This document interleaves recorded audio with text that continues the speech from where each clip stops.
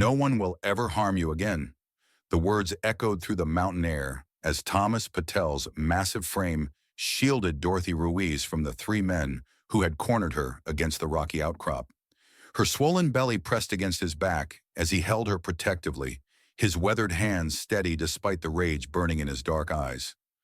The winter wind whipped through the pines carrying the scent of snow and the promise of violence. Dorothy's fingers clutched weakly at his wool coat, her strength nearly gone after months of barely surviving alone in the wilderness. She had thought this was the end, that her unborn child would never draw breath in this harsh world. But Thomas stood like an immovable mountain between her and the men who sought to claim what little she had left. The leader of the three, a scarred man with yellowed teeth, spat into the dirt. "You got no business protecting her, mountain man. She owes us for what her husband took." Thomas's voice rumbled low and dangerous. "Her husband is dead. She owes you nothing." The scarred man's hand moved toward the pistol at his hip, but Thomas was already moving, his massive frame flowing with surprising grace as he positioned Dorothy behind a boulder and turned to face the threat that had haunted her for weeks. This moment of reckoning had been building since the day Dorothy first stumbled into Thomas's isolated world, more ghost than woman, carrying life within her dying body. But to understand how they reached this precipice, how a broken widow and a solitary mountain man came to stand together against the darkness, we must return to where it all began, 3 months earlier, when the first snows began to fall. The cabin sat like a forgotten prayer among the towering pines, its weathered logs dark with age and countless storms. Dorothy Ruiz had been walking for days, her feet bleeding through worn boots, her pregnant belly an impossible burden that grew heavier with each labored step. The October wind cut through her threadbare shawl like ice, and she knew with devastating certainty that she would not survive another night in the open. Her husband James had been dead for 2 months, shot down by claim jumpers who wanted their small mine, and she had been running ever since. The smoke rising from the cabin's chimney seemed like a mirage, too good to be real. Dorothy pressed one hand against a pine trunk, steadying herself as another wave of dizziness washed over her. She had eaten nothing but wild berries and stream water for 3 days, and the baby inside her had grown still and quiet. Fear gripped her heart more tightly than the mountain cold. "Please," she whispered to the empty forest, "just let us both live through this." She stumbled toward the cabin, each step an act of pure will. Her vision blurred at the edges, and she could feel her strength ebbing like water through cracked stone. The door seemed impossibly far away, though it could not have been more than 50 yards. Her legs gave out when she was still 20 feet from the porch, and she collapsed into the snow, her dark hair spilling around her like ink on white paper. Thomas Patel found her there an hour later when he returned from checking his trap lines.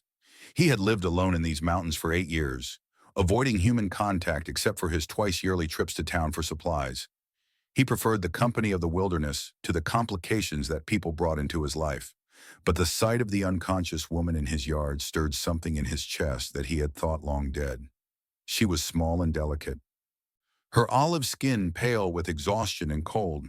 Her clothes were quality once, but now they hung in tatters, speaking of a hard journey and harder circumstances. Most telling was the curve of her belly beneath her torn dress. She was with child and far along by the look of it. Thomas knelt beside her, checking for signs of life. Her pulse was weak but steady, her breathing shallow. Frostbite had begun to claim her fingertips and toes. Without hesitation, he gathered her into his arms, surprised by how little she weighed despite her condition. She felt fragile as a bird, all hollow bones and desperate courage. He carried her inside his cabin, laying her gently on his bed near the stone fireplace. The warmth hit her face and she stirred slightly, her eyelids fluttering but not opening. Thomas had tended wounded animals before, but never a pregnant woman. He worked methodically, removing her frozen boots and wrapping her feet in warm cloth. He heated water and spooned small amounts between her lips, watching as her body slowly began to respond to the warmth and care. She was beautiful, he realized, even in her extremity. There was something regal about the line of her jaw, the arch of her dark eyebrows. As the hours passed, he found himself studying her face, wondering what circumstances had driven her alone into the wilderness in her condition. The mountains were no place for a woman, especially not one carrying a child. Whatever had happened to her must have been terrible indeed to make the brutal wilderness seem like sanctuary. When Dorothy finally opened her eyes, the first thing she saw was firelight dancing on rough-hewn walls. For a moment, she thought she might be dead, that this warmth and comfort was some sort of afterlife. Then the baby moved inside her, a strong kick that reminded her she was very much alive. She tried to sit up, but her body protested with waves of weakness and pain. Easy now. The voice was deep and gentle, tinged with an accent she could not place. A man stepped into her line of vision, and her breath caught in her throat. He was enormous, well over 6 feet tall, with shoulders that seemed to span the width of the small cabin. His dark hair was long and tied back, his beard full and neatly trimmed. But it was his eyes that held her attention, deep brown and surprisingly kind. She tried to speak, but only a croak emerged from her dry throat. He moved to her side with surprising grace for such a large man, offering her a cup of warm broth. "Drink slowly," he said. "You have been unconscious for nearly a day." Dorothy accepted the cup with trembling hands, the warm liquid spreading through her body like liquid life. "Thank you," she managed, her voice barely above a whisper. "I thought I was going to die out there." Thomas settled into a chair beside the bed, his massive frame making the sturdy furniture look delicate. "What is your name?" he asked. "And what brought you to my mountain?" The questions hung in the air between them, and Dorothy felt the weight of her story pressing against her chest. She had not spoken to another human being in weeks, had not felt safe enough to rest or let down her guard. But something in this man's presence made her feel protected for the first time since James died. "My name is Dorothy Ruiz," she said finally. "My husband and I had a claim down in Copper Creek. He was killed 2 months ago, and the men who killed him have been hunting me ever since. They want something they think he hid, but I do not know what they mean." Thomas listened without interruption as she told him about James, about their small mine, and their hopes for the future. She spoke of the 3 men who had come in the night, demanding to know where James had hidden what they called their rightful share. When James refused to give them information he did not have, they shot him down like a dog and burned their cabin to the ground. "I barely escaped," Dorothy continued, her voice growing stronger with each word. "I have been running ever since, living like an animal in the woods. I knew I could not survive much longer, especially with the baby coming. I saw your smoke and hoped," she paused, tears gathering in her dark eyes. "I hoped you might have mercy on a desperate woman." Thomas was quiet for a long moment, staring into the fire. He had come to these mountains to escape the complications of civilization, but here was complication walking right up to his door. Yet something about this woman's courage, her determination to protect her unborn child, stirred feelings he had thought buried forever. "You can stay," he said simply, "until the baby comes and you are strong enough to travel. But I live alone for good reasons. I do not welcome visitors, and I do not involve myself in other people's troubles." Even as he spoke the words, Thomas knew they were not entirely true. This woman's troubles were already becoming his troubles, whether he admitted it or not. The men hunting her would not give up easily, and if they tracked her here, his peaceful existence would be shattered. The days that followed fell into a careful rhythm. Thomas continued his routine of checking trap lines and hunting, while Dorothy slowly regained her strength. She was a proud woman, he discovered, insisting on helping with cooking and mending despite her condition. Her presence transformed the cabin in ways both subtle and profound. The space felt warmer somehow, more alive. Dorothy learned that Thomas had been a soldier once. Though he spoke little of those days, she could see the discipline in the way he moved, the careful efficiency of his daily tasks. He had built this cabin with his own hands, carved out a life of solitude that suited him perfectly until she arrived to complicate everything. She also learned that he was gentler than his imposing size suggested. When she struggled with dizzy spells, he was there to steady her with a careful touch. When nightmares of James's death woke her crying in the night, he would stoke the fire and make tea without comment or judgment. He spoke little, but his actions revealed a depth of compassion that took her breath away.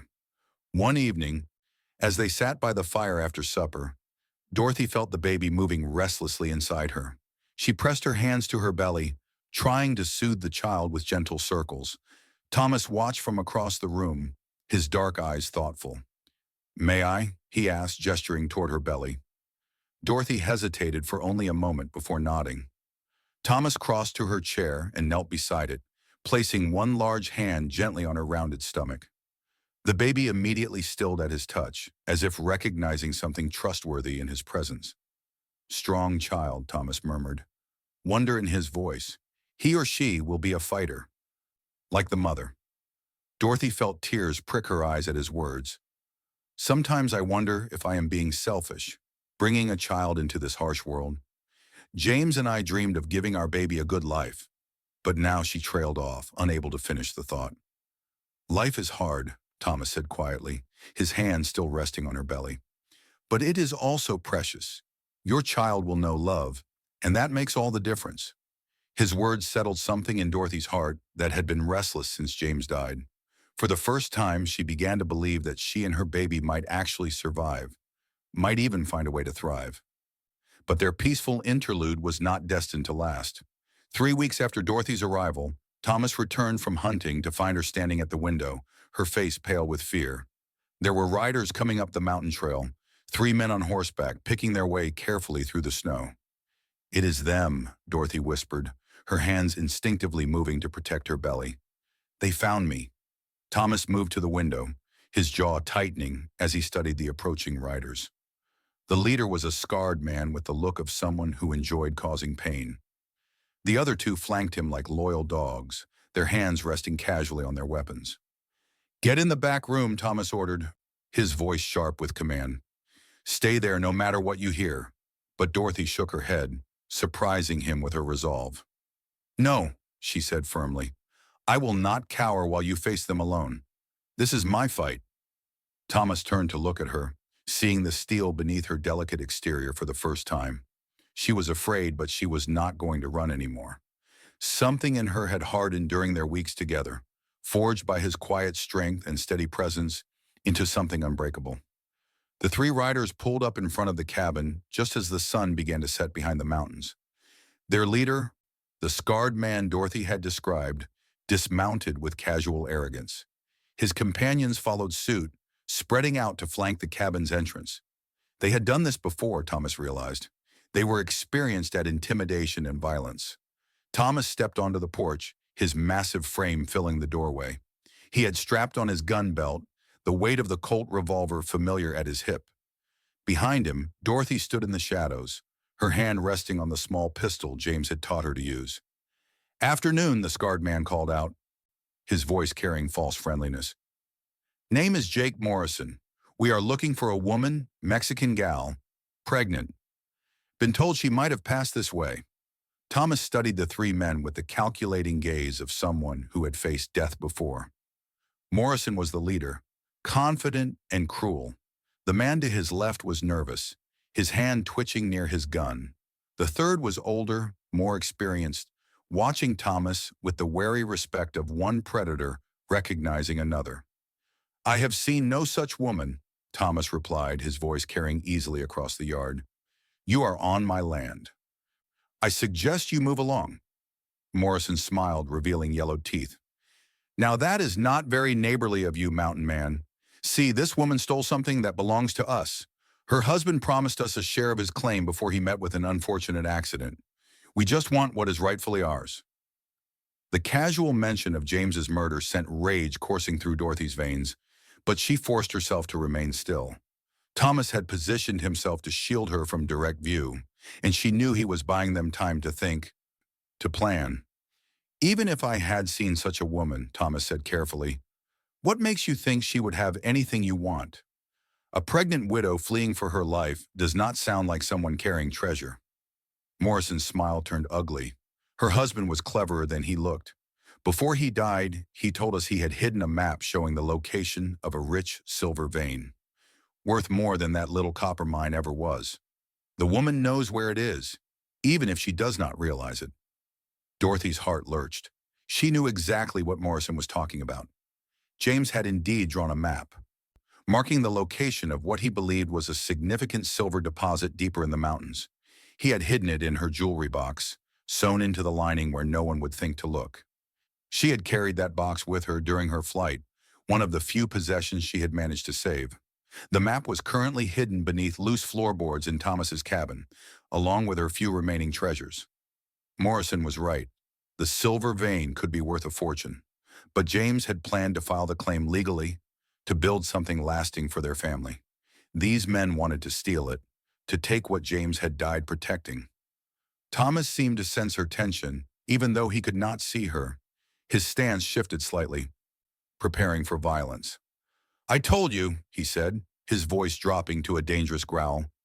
"I have not seen your woman. Now get off my land." Morrison's patience finally snapped. He gestured to his companions, and all three men drew their weapons simultaneously. The older man was fast, his gun clearing leather with practiced ease. But Thomas was faster.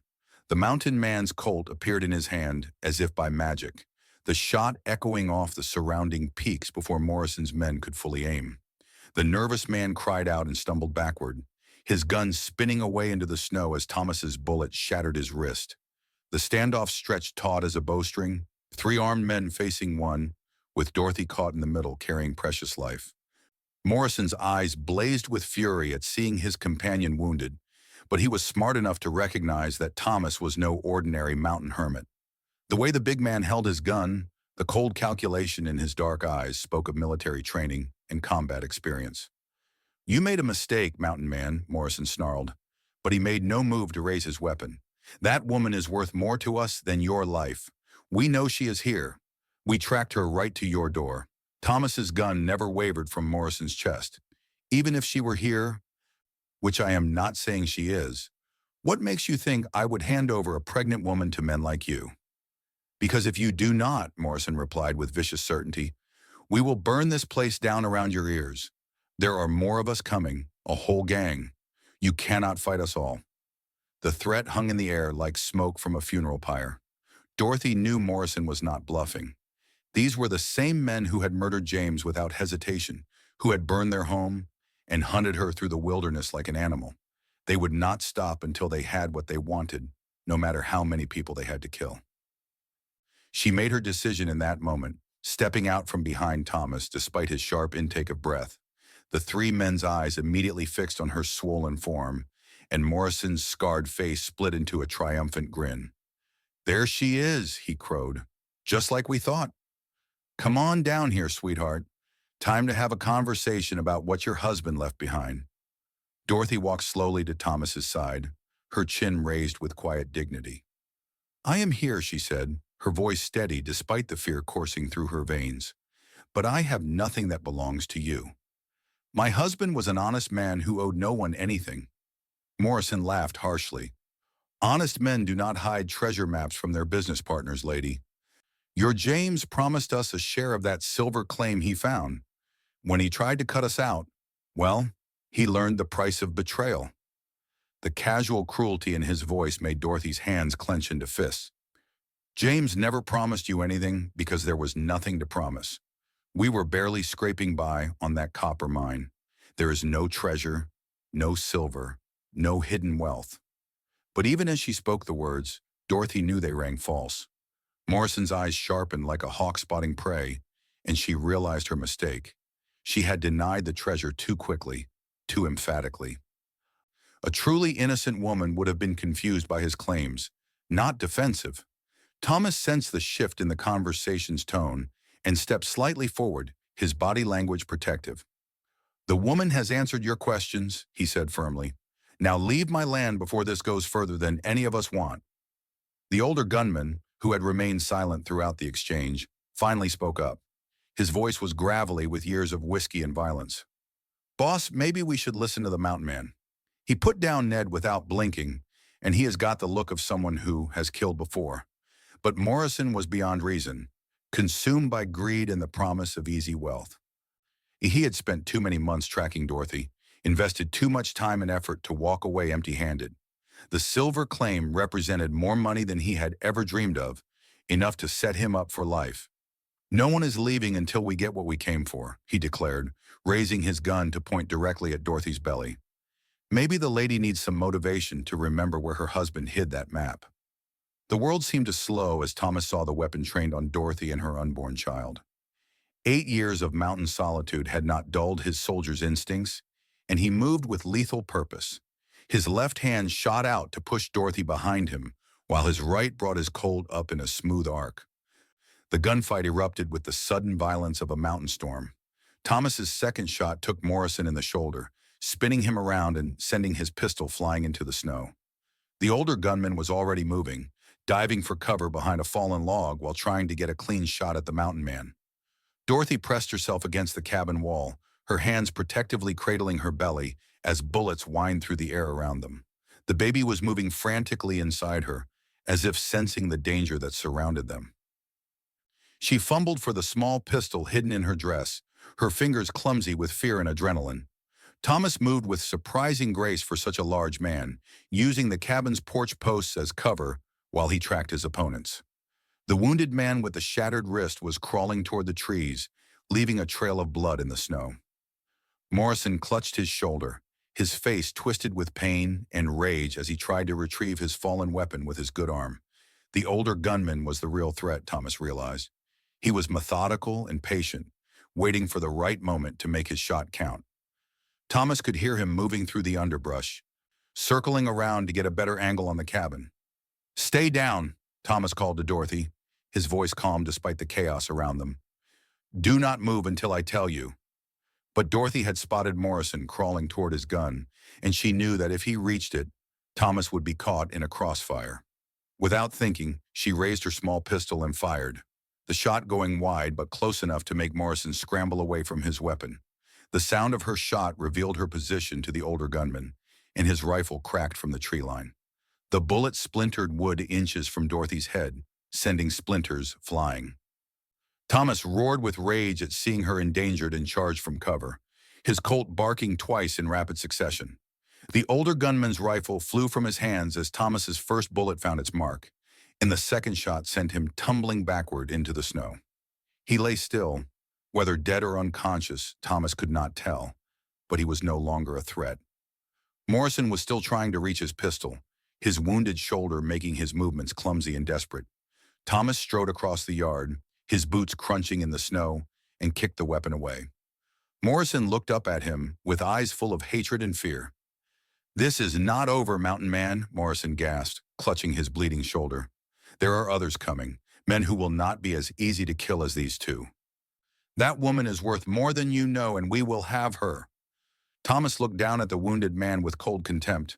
"Then you had better pray they are better men than you, because anyone who threatens her will face the same fate." He turned away from Morrison, dismissing him as no longer dangerous, and walked back to where Dorothy stood pressed against the cabin wall. She was trembling, the small pistol still clutched in her white-knuckled grip, her dark eyes wide with shock at the violence she had witnessed. "It is over," Thomas said gently, taking the gun from her shaking hands. "You are safe now." But Dorothy shook her head, tears streaming down her face. "No," she whispered, "it will never be over." Morrison was right. There are others. They will keep coming until they get what they want. Thomas studied her face, seeing the despair and exhaustion that threatened to overwhelm her. "Then tell me," he said quietly. "Tell me what they really want, and maybe we can find a way to end this." Dorothy looked into Thomas's eyes and saw only patience and strength. No judgment or greed. In that moment, she made the decision to trust him completely, to share the secret that had cost James his life and turned her into a hunted fugitive. "There is a map," she admitted, her voice barely above a whisper. "James found signs of a silver vein deeper in the mountains, richer than anything in this area. He drew a map showing the location, planning to file a legal claim once we had saved enough money for the fees." She led him inside the cabin, kneeling beside the loose floorboard where she had hidden her few precious possessions. Her jewelry box was small and simple, but it contained everything she had left of her old life. With trembling fingers, she opened the secret compartment in the lining and withdrew a folded piece of paper. Thomas studied the map by firelight, his experienced eyes reading the terrain markers and elevation notes. James had been thorough, marking not just the location but also the best approaches and potential hazards. If the silver vein was even half as rich as James believed, it would indeed be worth a fortune. "Why did you not tell me before?" Thomas asked, though his tone held no accusation. Dorothy sank into a chair, suddenly exhausted by the weight of her secrets. "Because I was afraid you would be like all the others, that greed would change you. James trusted the wrong men, and it got him killed. I could not bear to make the same mistake." Thomas carefully refolded the map and handed it back to her. "What do you want to do with it?" The question surprised Dorothy. She had expected him to take the map, to claim it as payment for his protection. That was what Morrison would have done, what any man driven by greed would do. But Thomas simply waited for her answer, respecting her right to choose her own fate. "I want to destroy it," she said finally. "James died for this piece of paper, and I have been hunted like an animal because of it. No amount of silver is worth more lives." Thomas nodded slowly. "If that is what you want, then we will burn it tonight. But first we need to deal with Morrison and his men." They dragged the wounded men away from the cabin, Morrison cursing and threatening with every step. The older gunman was unconscious but alive, a bullet through his shoulder matching Morrison's wound. The third man had fled into the forest, his shattered wrist leaving a blood trail that would be easy to follow if necessary. Thomas tied the two wounded men to trees at the edge of his property, close enough to shelter but far enough from the cabin to pose no immediate threat. He left them with water and basic medical supplies, more mercy than they had shown James or would have shown Dorothy. "You have until dawn to leave my mountain," Thomas told Morrison as he secured the ropes. "Take your wounded and go. If I see any of you again, I will not be so generous." Morrison spat in the snow, his eyes burning with hatred. "This is not finished, Mountain Man. That map is worth more than your life, more than hers. We will be back with enough men to take what we want." Thomas met his gaze without flinching.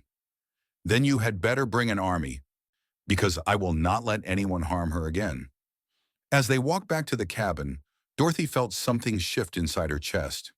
The baby had grown quiet, as if sensing that the immediate danger had passed. But more than that, she felt a sense of peace she had not known since James died. Thomas had protected her without asking for anything in return, had risked his life for a woman and child who were not his responsibility. That night they sat by the fire as Dorothy held the map that had cost so much blood and sorrow. The paper felt fragile in her hands, just ink and parchment that had somehow become more valuable than human life. She thought of James drawing it by lamplight, dreaming of the future they would build together. He had meant it as a gift for their unborn child, a legacy of hope and prosperity. Instead, it had become a curse that followed her through the wilderness like a hungry wolf. "Are you certain?" Thomas asked quietly. "Once we burn it, there is no going back. That silver could secure your child's future, provide education and opportunities." Dorothy stared into the flames, feeling the weight of the decision pressing down on her. Part of her whispered that Thomas was right, that she owed it to her child to preserve this chance at wealth. But a larger part, the part that had watched James die for this piece of paper, knew that some prices were too high to pay. "My child's future will not be built on blood money," she said firmly. "James believed in doing things the right way, legally and honestly. This map has brought nothing but death and suffering. It ends tonight." She leaned forward and fed the paper to the flames, watching as James's careful drawings curled and blackened. The fire consumed months of hope and planning in seconds, reducing dreams of wealth to ash and smoke. But as the last corner of the map disappeared, Dorothy felt a burden lift from her shoulders that she had carried for too long. Thomas watched the paper burn without comment, but she saw approval in his dark eyes. When the last trace of the map had vanished, he stood and moved to the window, checking the darkness beyond for signs of movement. "They will not give up easily," he said. "Morrison struck me as the type of man who does not accept defeat gracefully. We should be prepared for them to return with reinforcements." Dorothy nodded, one hand resting on her swollen belly. The baby was due within weeks, and she could not run anymore even if she wanted to. Whatever happened next, it would happen here in Thomas's mountain sanctuary. "Then we make our stand here," she said, surprising herself with the steel in her voice. I am tired of running, tired of being afraid. If they want to fight, they can have one. Thomas turned from the window to look at her, seeing the transformation that had taken place over their weeks together. The frightened, broken woman who had collapsed in his yard was gone, replaced by someone harder and more determined. Motherhood and his quiet strength had forged her into something unbreakable. The next few days passed in tense preparation. Thomas checked and cleaned his weapons, while Dorothy prepared supplies and medical materials. They both knew that Morrison would return, probably with more men and a thirst for revenge that went beyond simple greed. Dorothy found herself studying Thomas as he worked, noting the careful precision of his movements and the quiet confidence that radiated from his massive frame. She had never known a man like him, someone who could be so gentle with her and so deadly to those who threatened her. James had been kind and loving, but he had lacked the warrior's edge that seemed to define Thomas's very being. On the third night after the gunfight, Dorothy woke to the sound of riders approaching through the darkness. Thomas was already awake, his hand resting on the rifle beside his bed. They had expected this, planned for it, but the reality of facing Morrison's revenge still sent ice through her veins. 8 riders emerged from the tree line like ghosts in the moonlight, spreading out to surround the cabin with military precision. Morrison sat his horse in the center of the group, his arm in a crude sling, but his eyes burning with undiminished hatred. The other men looked hard and experienced, the kind of killers who sold their services to the highest bidder. Thomas had positioned Dorothy in the cabin's back room, behind furniture that would provide some protection from stray bullets. She clutched a loaded rifle, determined not to be helpless if the fighting reached her. The baby was restless inside her, responding to her elevated heart rate and the tension that filled the air like smoke. From his position at the front window, Thomas studied the men arrayed against him. 8-1 were impossible odds in a straight fight, but he had advantages they did not. He knew every inch of this mountain, every rock and tree that could provide cover. More importantly, he was fighting to protect something precious while they were motivated only by greed.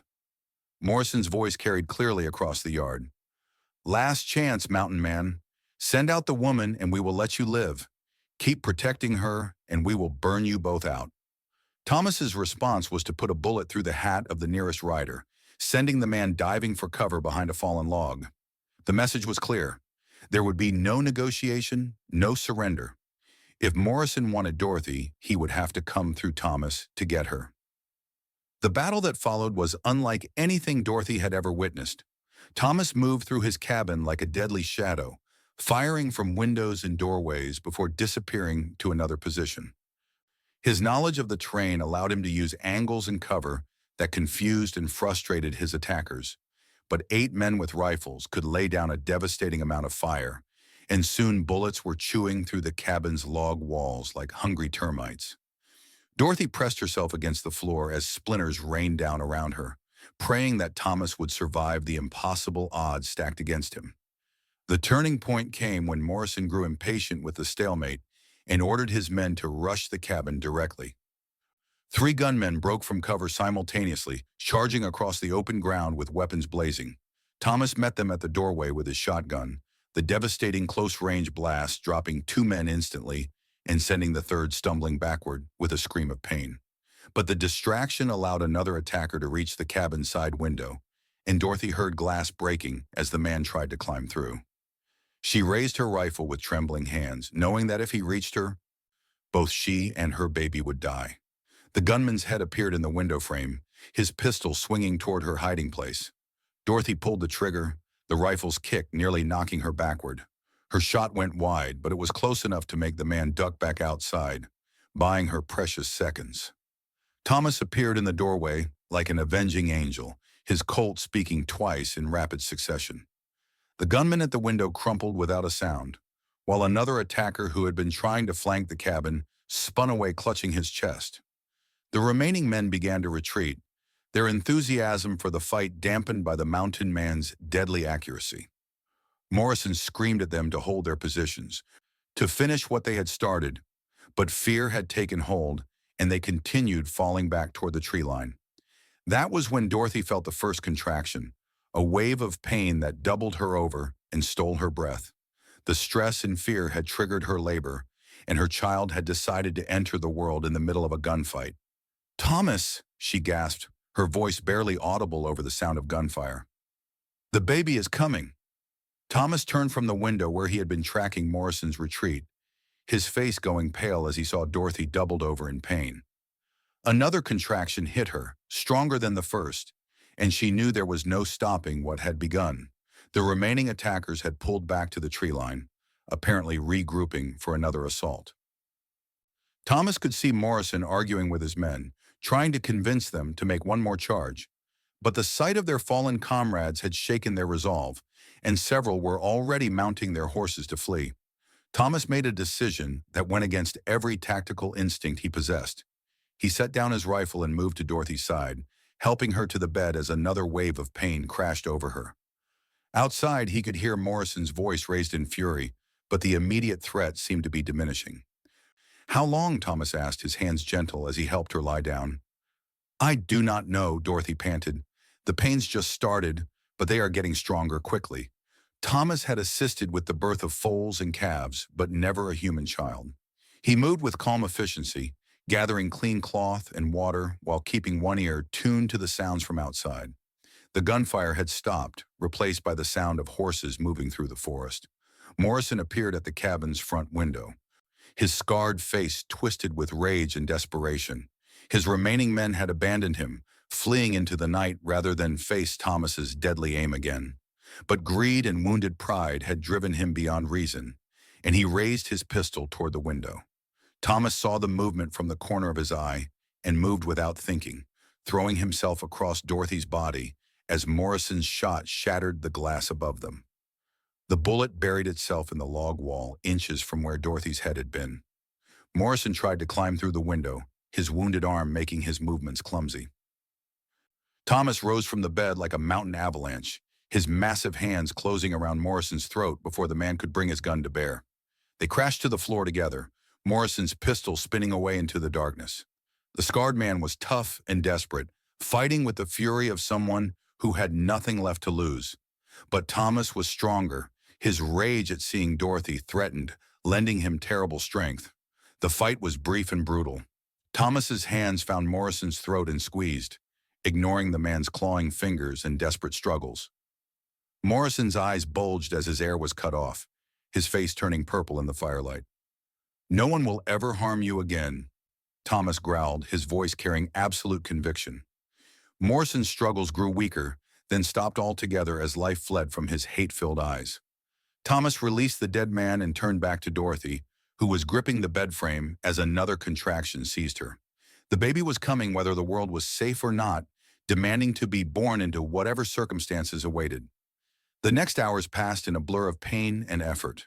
Thomas proved surprisingly gentle and capable as a midwife, his steady presence giving Dorothy strength when exhaustion threatened to overwhelm her. Outside, the mountain grew quiet as the surviving attackers fled, carrying word that the pregnant woman and her protector were not to be trifled with. As dawn broke over the peaks, Dorothy's son entered the world with a lusty cry that echoed off the cabin walls. Thomas wrapped the baby in clean cloth and placed him in his mother's arms, his dark eyes soft with wonder at the miracle he had witnessed. "He is perfect," Dorothy whispered, tears streaming down her face as she studied her son's tiny features. James would have been so proud. Thomas settled into the chair beside the bed, his massive frame somehow fitting perfectly into the domestic scene. "The baby has his mother's courage," he said quietly, "and his father's honest heart."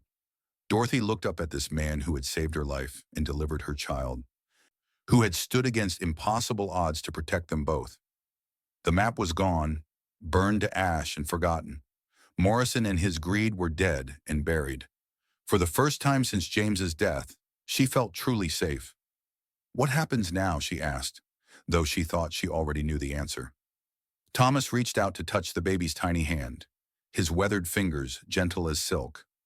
"Now we raise this boy to be the man his father would have wanted him to be. We build a life here in these mountains, away from the greed and violence of the world below." Dorothy smiled through her tears, seeing their future spread out before them like a promised land.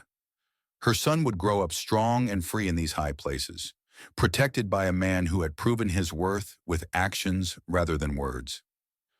The widow and the mountain man had found something neither had been looking for, a family forged in fire and sealed with blood. Outside, the first snow of winter began to fall, blanketing the mountain in pristine white. Inside the cabin, three hearts beat in rhythm with the eternal pulse of the wilderness, creating something beautiful from the ashes of tragedy. The mountain had claimed them all, and they were content to belong to it forever.